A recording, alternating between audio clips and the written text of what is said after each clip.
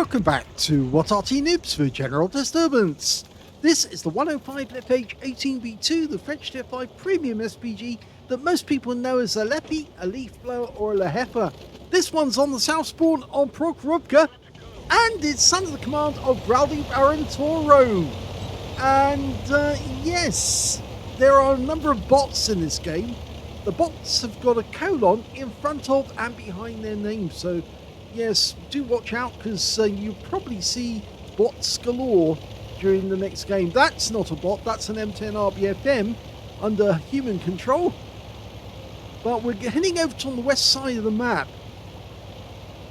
Okay, 105mm light field howitzer capable of 410 alpha, 53mm pen and a 1.91 meters burst radius. It doesn't have much of a burst radius compared to the heavy howitzers, but it is very, very accurate indeed if you let it dial in. And best of all, it has a very fast fire rate, 8.92 by the book.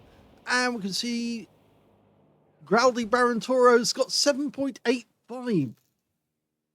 Now he's looking around for any signs of destruction that will give the clue away, because you can see those fences. They're all over the place on this map, and they do give a clue as to where the enemy is moving about, because as they go through them, they knock them down. In fact, there's a little hill over here on the left, and he's having a quick look, and yes, the fence is down. Somebody is in residence in that bush. And he fires one in. Okay, nobody's appeared, but I guarantee, yes, there's another bush going, another tree going down. So whoever they were, they pulled back into that bush, and now he's just got a direct hit. And the fence went down again, so I think somebody else has taken up residence in that bush while the other one pulled back. Always useful to know that sort of information. If you see the fences go down or trees fall over, useful information for Arty players to work on. Now, he did fire that one a bit snap. He hadn't fully dialed in, but that's basically because he lost sight of the target. Okay, we've got a Type 95 here, which is a bot. He fires ahead of its path and direct hit. That's a penetrating shot, 390. A low roll, but it is a penetrating shot. He fires another one in, and naughty, he looks away immediately afterwards, so we don't know if that shell did anything, but we can see there's a T67 up there, the one that he hit, and he is missing a whole chunk of hit points, and that's down to our guy. Unfortunately, we did lose a couple of guys, and we are trying now to get back. Well, he's fired in blind on the anticipation that somebody was hiding behind the bush.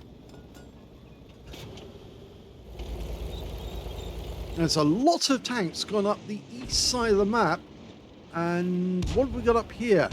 Well, that's a real person in a Mitsu 108. He fires around in. Will it hit the spot? No, actually falls some distance behind. But that Mitsu's gone down. We're firing at the Chihi now. Chihi's moving up, rounds out.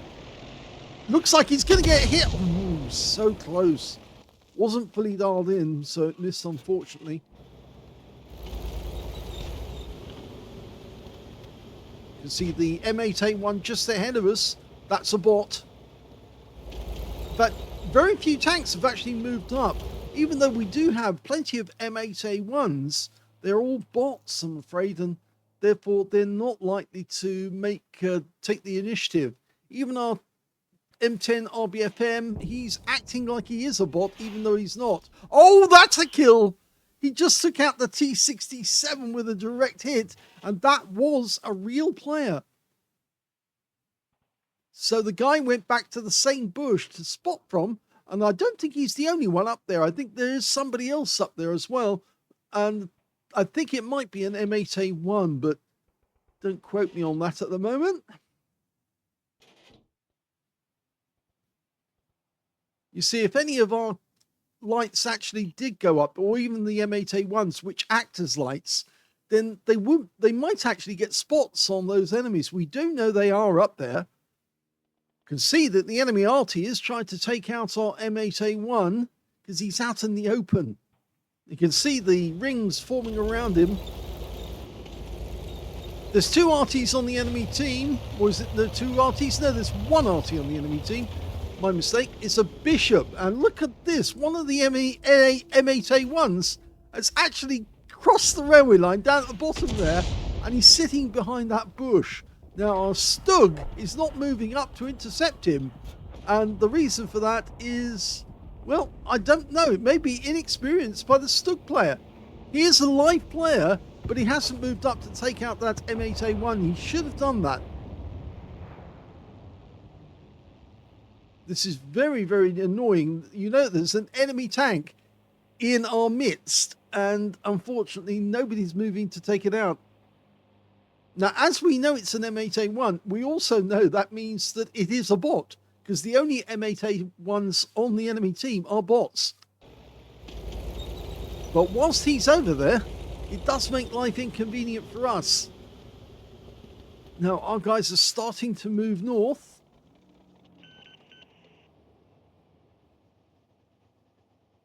You can see the aircraft wreck.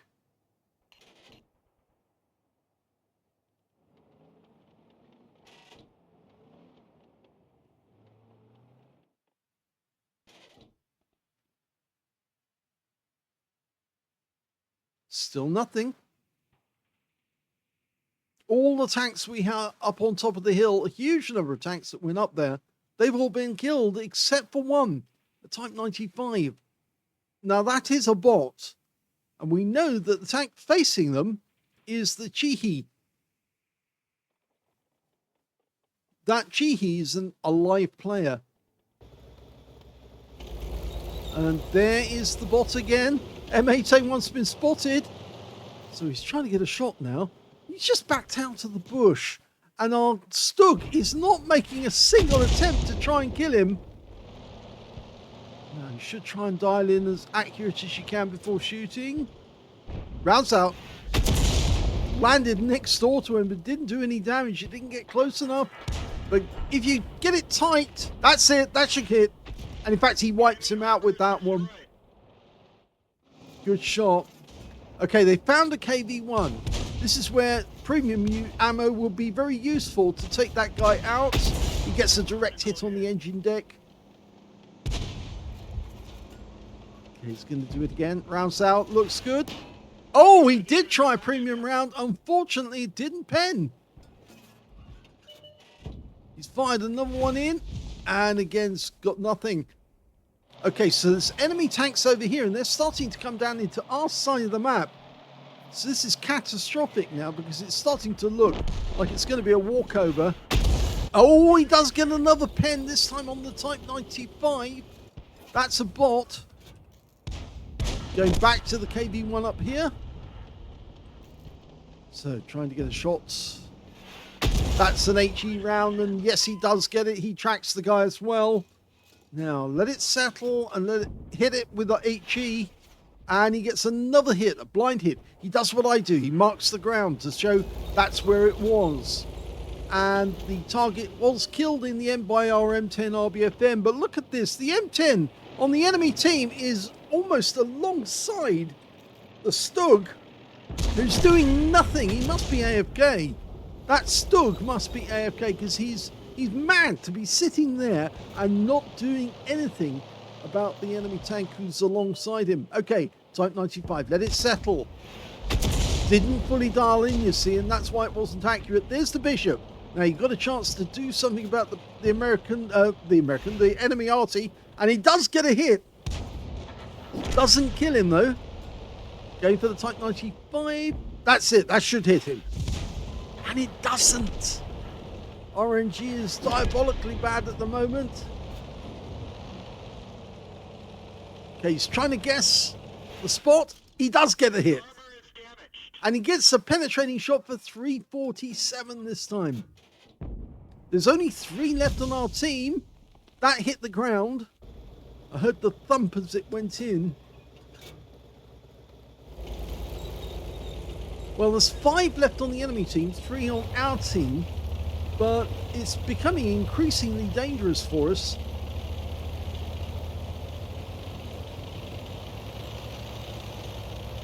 Now he's decided to move over to this side of the road because the slope will favour him if he's having to fire upon the enemy tanks over on the railway line. He's also decided to move up because, of course, he has better view range than the M10 RBFM. I wouldn't sit there in the open like that side on, though.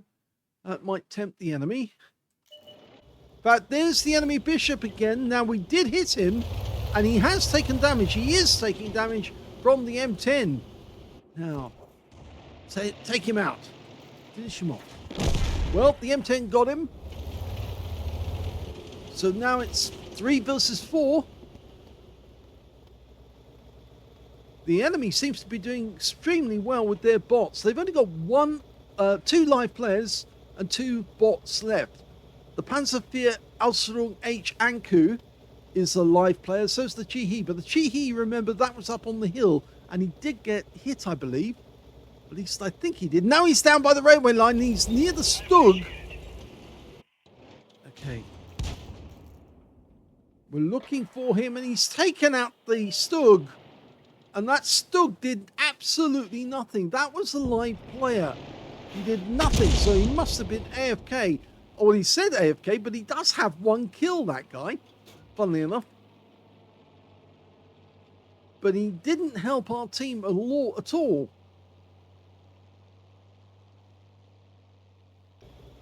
And now we can't see because we're too far away from the cap area. 390 meters. It's actually slightly more than that, I think, actually, to the edge of the cap area. If you count the squares, you can see at least 350 meters at the very least. But if the guy sits on the other side of the cap area, he's actually probably just outside our view range. The M10's come down. Ms. Birch. I don't expect the Type 95s to get involved unless one of the enemy goes into the cap, and he has. In fact, 2 have gone in. So that's interesting. Because it might be the 2 live players who are actually capping. And it's one of the Type 95s. Fully dialed in. Direct hit. Didn't pen. I go for the Chi-He, though, as well. The M10's finishing him. Oh, we get the kill, though. Now, can we spot this guy over here, the Chi-He? That's a blind shot. We need to get closer. The M10's gone as close as he dare.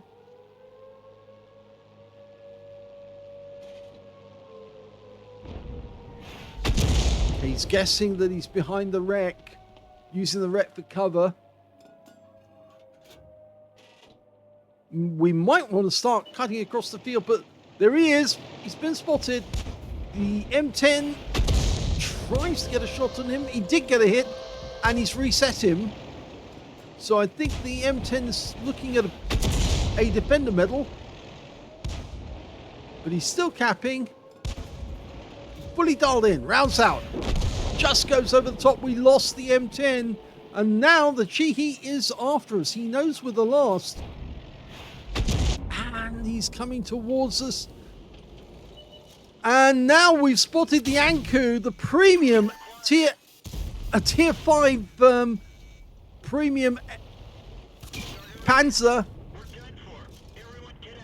And unfortunately, yeah, didn't that end up so well? Even in a Ram, it's a heavy tank.